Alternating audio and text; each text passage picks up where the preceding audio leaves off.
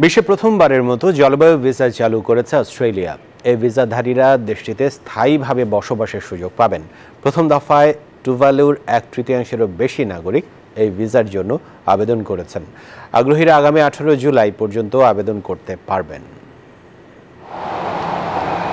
বর্তমান পৃথিবীতে জলবায়ু পরিবর্তন একটি নিয়মিত ঘটনা। জলবায়ু পরিবর্তনের ফলে পৃথিবী ক্রমশ উষ্ণ হচ্ছে, আবহাওয়া হচ্ছে আরো চরম এবং সমুদ্র পৃষ্ঠের উচ্চতাও বৃদ্ধি পাচ্ছে। বলা হচ্ছে জলবায়ু পরিবর্তন জনিত ঝুঁকি এখন কেবল আর ভবিষ্যতের শঙ্কা নয়, এটি একটি অবিসম্ভাবী বাস্তবতা। বান্ডেল থাকলে প্রতি সেনমানিতে টাকা বাঁচবে। বিকাশ সেনমানি বান্ডেল কিনে জিতুন প্রতি লেনদেনে। এমন আবহেই বিশ্বে প্রথমবারের মতো জলবায়ু ভিসা চালু করেছে অস্ট্রেলিয়া। এই ভিসাধারীরা দেশটিতে স্থায়ীভাবে বসবাসের সুযোগ পাবেন। পশ্চিম প্রশান্ত মহাসাগরের ক্ষুদ্র দ্বীপ রাষ্ট্র টুভালুর 1/3-এর বেশি মানুষ এই ভিসার জন্য আবেদন করেছেন।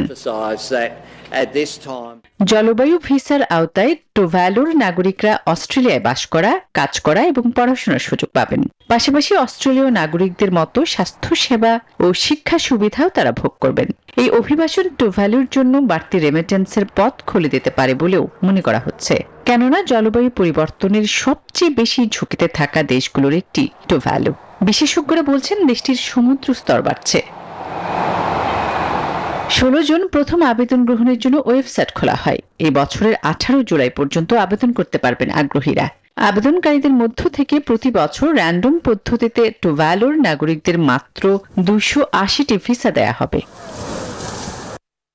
আসমাতুলি, নিউজ 24।